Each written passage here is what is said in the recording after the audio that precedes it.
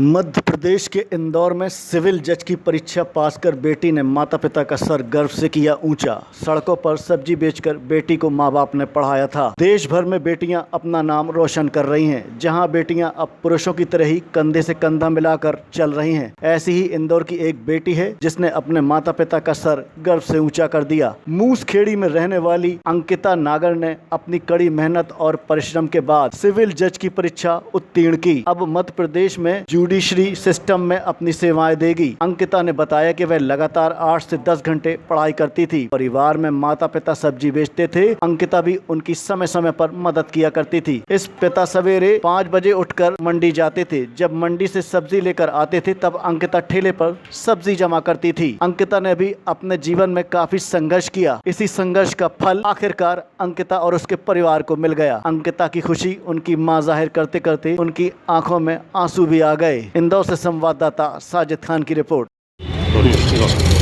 Ma'am आपका नाम बताइए। मेरा नाम लक्ष्मी नागर है। अच्छा, आप जिस तरीके से आपकी युवती ने परीक्षा एग्जाम पास किए हैं तो आपको कैसा महसूस हो रहा है? मेरे को बहुत खुशी हुई। बहुत इतना मतलब कुछ तो सपने जैसा लग रहा था। 3-4 दिन तो यकीन ही नहीं हुआ। उसने ऐसे ही आके बोला, पर बहुत खुश हूँ उसके। आपकी बेटी ने जिस तरीके से मेहनत की है, इस मेहनत का इतना बड़ा फल मिला है, तो इसके पीछे आप किसका श्रेय मानते हैं? मैं तो उसका ही मानती हूँ, उसके टीचर का। मेरे टीचर भी बहुत अच्छे हैं, एक सुमान सर हैं। वो बहुत अच्छा और बहुत अच्छे से उन्होंने मतलब लाइक किया हमारी परिस्थिति देखते हुए। मतलब पैसे भी नहीं लिए उन्होंने हमसे इस वजह से। इतनी बड़ी उपलब्धता हासिल की इन्होंने, तो किस तरीके की मेहनत करती थी, थोड़ा इसके बारे में भी बताइए। वो क्या है कि मतलब सिर्फ हमारे साथ सुबह ही थोड़ा काम करती थी, थोड़ा शाम को, और पूरे टाइम वो पढ़ती ही रहती थी। मतलब करीबन उन्होंने 18 घंटे तक पढ़ाई की। अच्छा, अब पढ़ाई लिखाई के समय कुछ आपको आर्थिक तरीके की कोई दिक्कत आई? लॉकडाउन में तो बहुत दिक्कत तो आती है। उसके लिए पैसे जोड़ के रखना पड़ते हैं। मतलब अपन कुछ ऐसा ले नहीं सकते हैं क्योंकि उसकी ज़रूरत कभी पड़ सकती है। और फिर क्या है, अपन तो देखो गरीब लोग हैं, तो मतलब कुछ ज़्यादा ही ज़रूरत पड़े, अपनों को ज़्यादा कम पैसे भी ज़्यादा लगते हैं। क्या तो पैसे कहाँ करेंगे, इसलिए उसके लिए मतलब करके रखना ही पड़ते थे। अच्छा, पढ़ाई लिखाई के समय कुछ दिक्कत आई आपको पैसा वगैरह को लेकर या कुछ तकलीफ? हाँ आई ना, बहुत बार आई। किस तरह की? कि भाई पैसे कम पड़ गए तो किसी और से उधार भी लिए और लेना ही पड़े।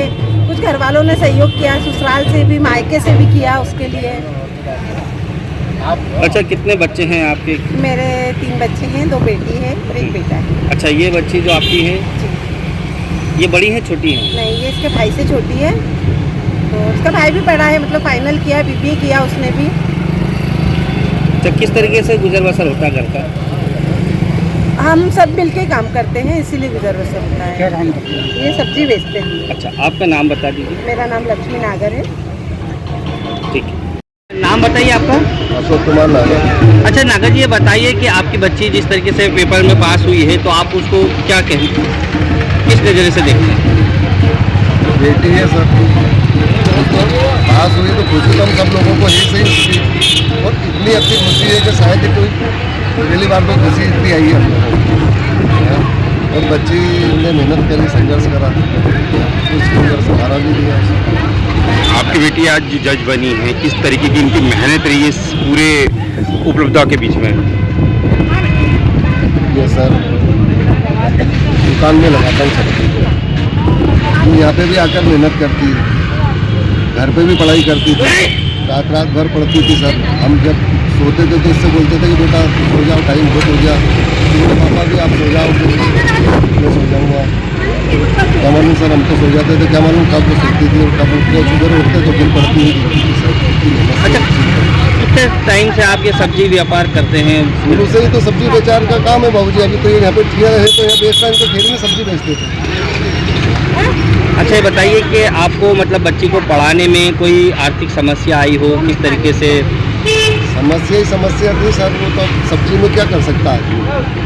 फिर भी मतलब हमने उसको हमारा खर्चे काट के फिर उसको पढ़ाया।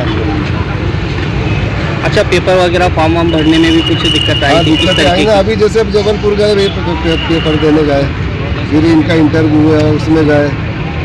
जबलपुर पास में तो नहीं सर, दूर है ऐसे, फिर उसमें पैसा फिर हमने थोड़ा जोड़ के इनको यहीं से पहुँचाया। आज आपकी बेटी ने इतनी बड़ी सिविल जज की एग्ज़ाम पास की, आपको कैसा लग रहा है? बहुत खुशी का कोई ठिकाना नहीं है। बहुत अच्छा महसूस हो गया। आप जैसे कहीं और लोग हैं, उनकी भी बच्चियाँ वो पढ़ना चाहती है, आगे बढ़ना चाहती है, लेकिन कहीं ना कहीं ये चीज़ें उनके आड़े हाथ आती है, बीच में आती है, तो आप उन्हें क्या कहना चाहेंगे? मैं तो हर माँ बाप से यही कहना चाहूँगा कि बेटा बेटी में कोई फर्क नहीं समझे, और बेटी को तो बिल्कुल पढ़ाना ही चाहिए। क्या है, तो लोग अगर कहते हैं नहीं ये मेरा बेटा है, इसको पढ़ाओ, बेटी पराया धन है, काय का पराया धन, वो तो बेटी अपनी है।